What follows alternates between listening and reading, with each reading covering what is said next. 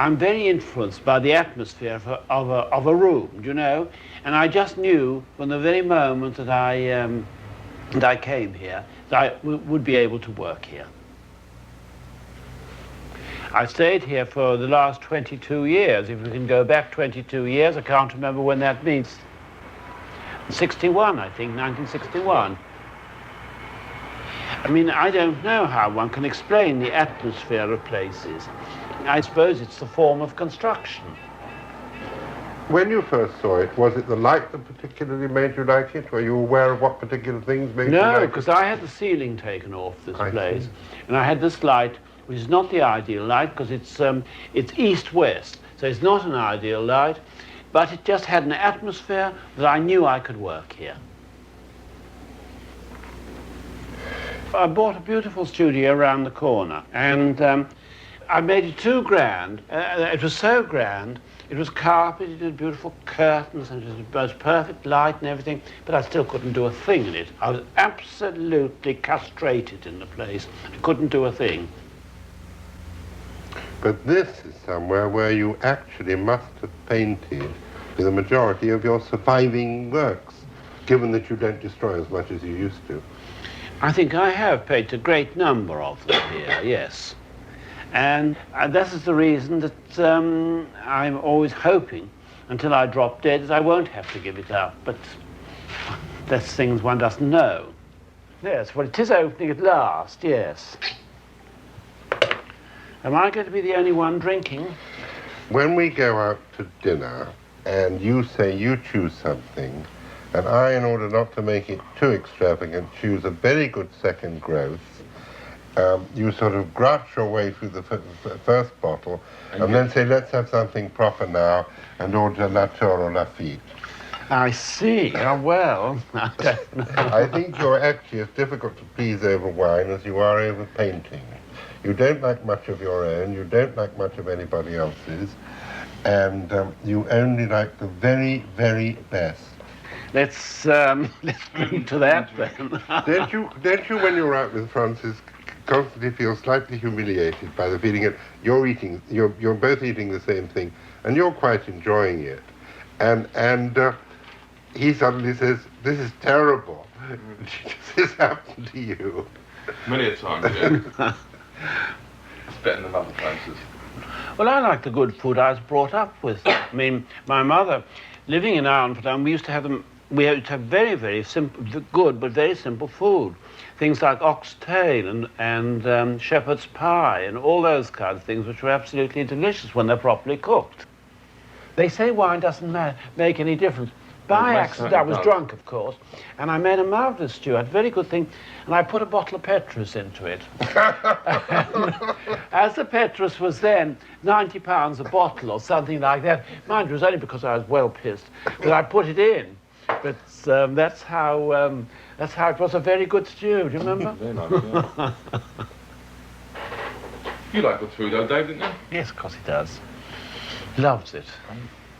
There's more drink. I'll have a little more, John. Have I got some? Give me a little. Well, I don't know. Which one, wine? Oh, did I? Yes, please. Thank you. Is there any rhyme or reason in the pictures on the wall, or I mean, are they there very much by choice? Yes, they are. There are some of the pictures, not all of them, which I've done recently, which I rather prefer, and then I like looking at them for this reason, that like other pictures and like other things I look at, they're always a kind of visual stimulus that I think, oh, well, why didn't I do this in another way or in a better way? And so they suggest all sorts of other images. So that's the reason I have them stuck up there. I have that portrait of Van Gogh because Van Gogh is one of my great heroes. And I think that in Van Gogh's work, you get something very remarkable, is that he was able to be almost literal, and yet he, by the technique and by the way he put up on the paint, he completely, although he gave you a marvelous vision of the image of the reality of things, he was able to do it without making an illustration of them. I saw it very clearly when I was once in Provence and going through that part of the Crow where he did some of his remarkable landscapes. And one just saw in this absolutely barren country that by the way he puts on the paint, he was just able to give it such an amazing living quality, which if he just made a simple illustration of it, he wouldn't have been able to do. And it's one of the things where you could say, we were talking before about painting and photography, is where a photograph could never have done what Van Gogh did in The Crow because of his actual technique, his way of putting on the paint, which brought it to life and gave you that reality of what The Crow has. It's this just plain bare land.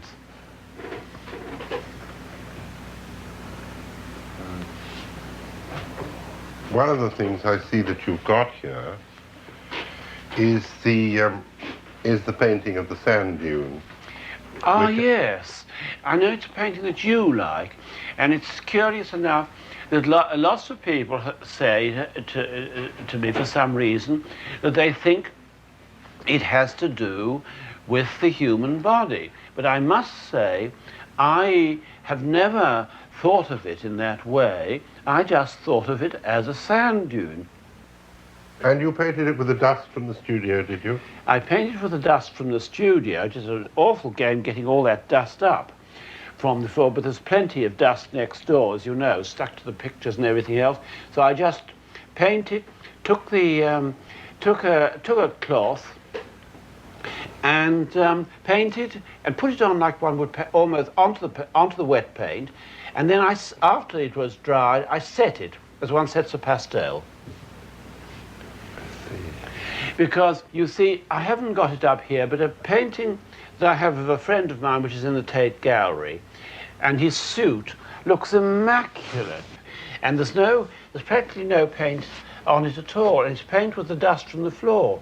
Well, as dust seems to be eternal, it seems to be the one thing that lasts forever.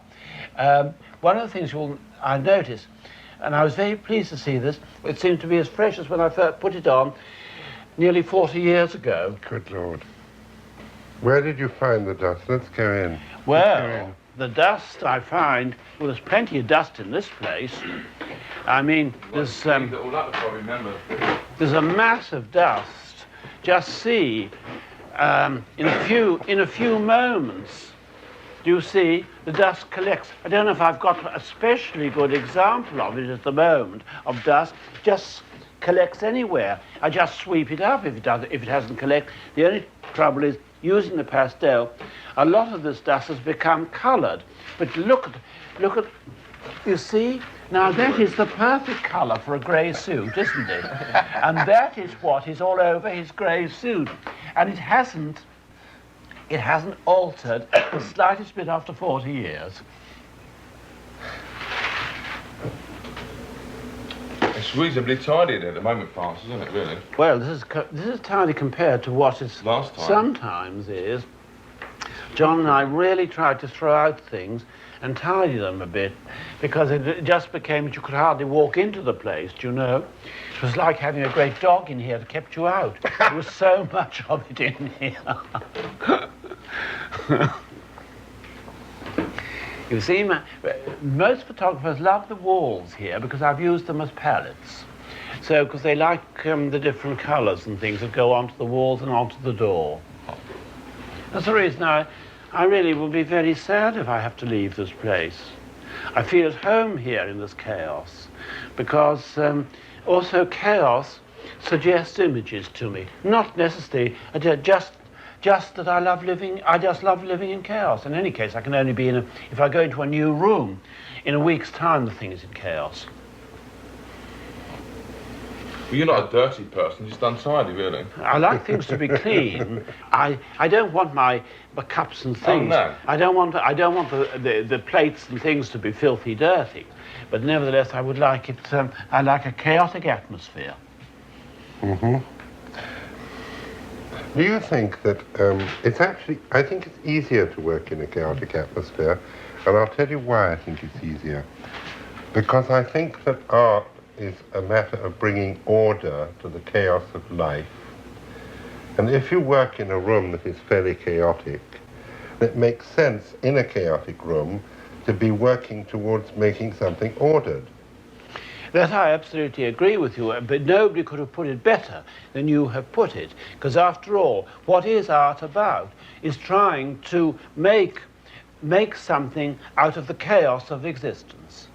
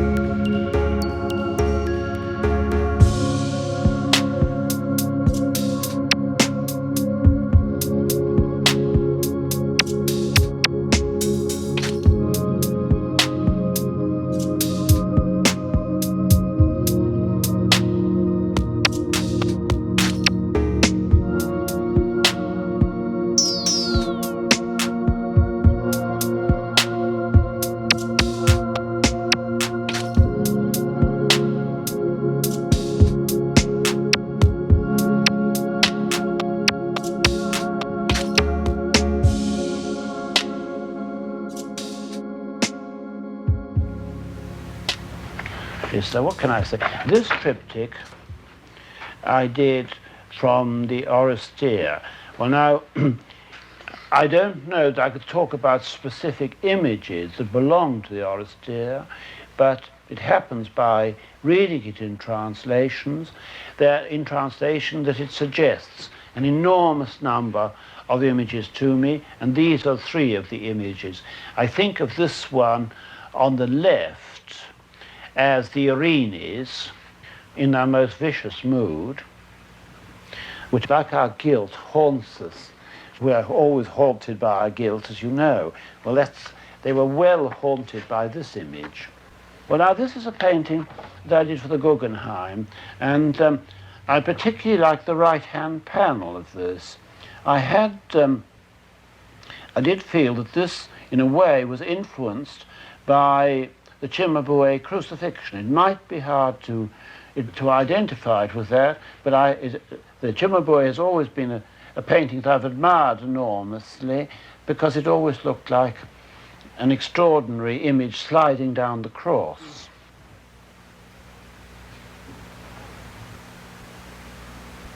That is just water, tap running. And I think it's perhaps one of my better paintings because I think of it as being a very immaculate painting with the tap flowing and the water flowing out, and that's all. It's an invention in which the paint, for a moment, for me, works. This is the painting of a landscape that I did. Well, I trampled it down to such an extent that that's about all that was left of the landscape. It it was a photograph of a landscape, so I put in that bit. And it's very, but the colour doesn't reproduce at all well, but it's one of my favourite landscapes. And that is one of, I did of a torso. I didn't put the head on because I thought it would take away from the intensity of it, so I just put the cricket pads on. I didn't do it because I'm particularly interested in cricket. I did it because it made the image more real. And you can't say why? No. Of course, they read things into things anyway. I mean, the example of the figure with the hypodermic syringe. Now, I suppose you might say in that particular case, it was a hypodermic syringe. It was a hypodermic syringe. But I wanted something to nail the image, the figure, as it were, to the bed. And it looked more logical with a hypodermic syringe. I couldn't put a nail through their arm, so it was much easier to put a hypodermic syringe. But it wasn't an attempt to suggest that the person was a drug addict. Well, I wasn't really caring or thinking. When I started to paint, I never, for instance, expected anybody to ever buy my work. I always thought that I would have to do some other kind of job to earn my living. So that gradually, as I've been lucky enough to sell painting and have been able to live by my work, I think I still have the same indifference to what other people think about it. Because when I first started to work, I worked to excite myself.